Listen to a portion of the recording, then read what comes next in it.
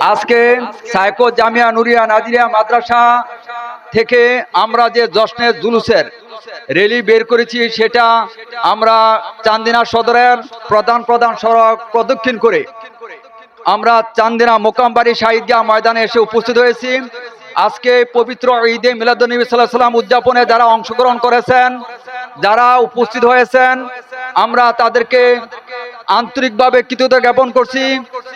পাশাপাশি হযরত আলী রাদিয়াল্লাহু তাআলা আনহু ফরমান, যে ব্যক্তি ঈদে মিলাদুন্নবী সাল্লাল্লাহু আলাইহি সাল্লামকে উদযাপন করবে, সম্মান বা তাজিম করবে, সেই ব্যক্তি দুনিয়া থেকে অর্থাৎ মৃত্যুবরণ করবে ঈমান নিয়ে এবং পরকালে দয়াল নবীজির শাফাআত তথা বেহেশত নসিব হবে।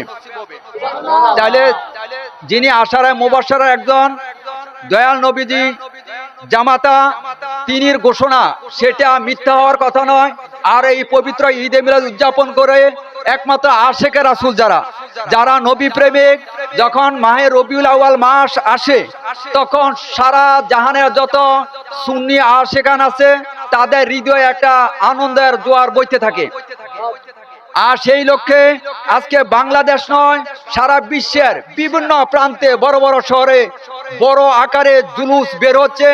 ইয়া নারে তাকবীর, নারে রিসালাত, ইয়া রাসূলুল্লাহর ধ্বনিতে প্রকম্পিত হচ্ছে সারা বিশ্ব। আজ আমরা প্রত্যাশা করব গণপ্রজাতন্ত্রী বাংলাদেশ সরকার যেহেতু পবিত্র ঈদে মিলাদুন্নবী 12 রবিউল আউয়ালকে ঈদে মিলাদুন্নবী ঘোষণা করেছে, সেটা যেন বাংলাদেশের বিভিন্ন জেলায় নির্বিঘ্নে কোনো বাধা যেন কেউ না দেয়।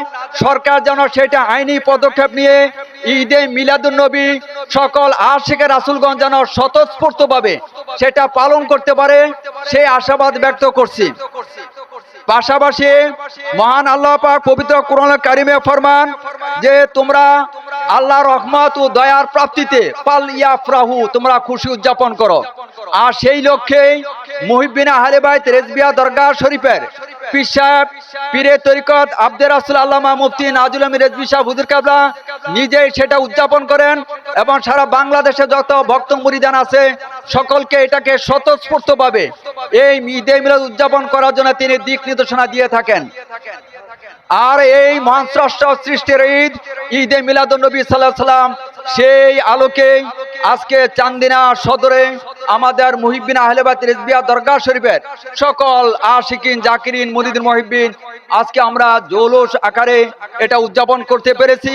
মহান আল্লাহ তাআলা যেন দয়াল নবীজির এই খেদমতের উসিলা আমাদেরকে পরবারে নাজাতের ব্যবস্থা দান করে সেই আশা ব্যক্ত করছি। এখন মুক্তাসর আলোচনা করার জন্য আমি অনুরোধ করছি আমাদের দরগাহ শরীফের জশ্নে জুলুস করেছি। এই জশ্নে জুলুস করা, মিলাদুন্নবী পালন করা স্বয়ং আল্লাহ রাব্বুল আলামিনের সুন্নাহ, সমস্ত আম্বিয়া আলাইহিমুস সালামের সুন্নাহ। বিশেষ করে আমরা যিনি আগমনে আজকে আনন্দিত সেই নবী কামলিওয়ালা মুহাম্মদ মুস্তাফা সাল্লাল্লাহু আলাইহি ওয়াসাল্লাম নিজেই নিজের মিলাদুন্নবী পালন করেছেন প্রত্যেক সোমবার দিন রোজা রেখে, যা মুসলিম শরীফের সুস্পষ্ট হাদিস। সাহাবায়ে কেরাম রাদিয়াল্লাহু তাআলা আনহুম রাসূল করিম সাল্লাল্লাহু তাআলা আলাইহি ওয়াসাল্লামের মিলাদ শরীফকে পালন করেছেন, পরস্পরের মধ্যে আলোচনা করেছেন। সুতরাং এই মিলাদুন্নবী পালন করা এটা বেদাত নয়, বরং আল্লাহ রাব্বুল আলামিনের সুন্নত, সমস্ত আম্বিয়া আলাইহিমুস সালামের সুন্নত, সমস্ত সাহাবায়ে কেরামের সুন্নত। বিশেষ করে আমরা যে নবী মুহাম্মদ রাসূলুল্লাহ সাল্লাল্লাহু আলাইহি ওয়াসাল্লামের আগমনে খুশি হওয়ার জন্য আল্লাহ আদেশ করেছেন, সেই নবী কামলিওয়ালা মুহাম্মদ রাসূলুল্লাহ নিজেই নিজের মিলাদুন্নবী মিলাদ পালন করেছেন। সুতরাং এটা পালন করা নবীজির সুন্নাহ। সুতরাং সুন্নাহ কখনো বিদআত হইতে পারে না। আল্লাহ রাব্বুল আলামিন আমাদেরকে আজকের এই মিলাদুন্নবীতে অংশগ্রহণ করার পরিপূর্ণ যাজা দান করুক, আমরা সকলে বলি আমিন। আমার সদ্য মহাসচিব সাহেব বলেছেন সরকার যেন এটাকে ব্যবস্থা করে, যেন সরকারের ব্যবস্থাপনায় সারা বাংলাদেশে বিশেষ করে 12 রবিউল আউয়াল স্বতঃস্ফূর্তভাবে আনন্দের সাথে মানুষ সারা বাংলাদেশে মিলাদুন্নবী পালন করতে পারে। সরকার যেন সেই ব্যবস্থা নেয়, সরকারের প্রতি সেই আহ্বান জানিয়ে আমি আমার সংক্ষিপ্ত বক্তব্য শেষ করছি। আসসালামু আলাইকুম ওয়া রাহমাতুল্লাহি ওয়া বারাকাতুহু।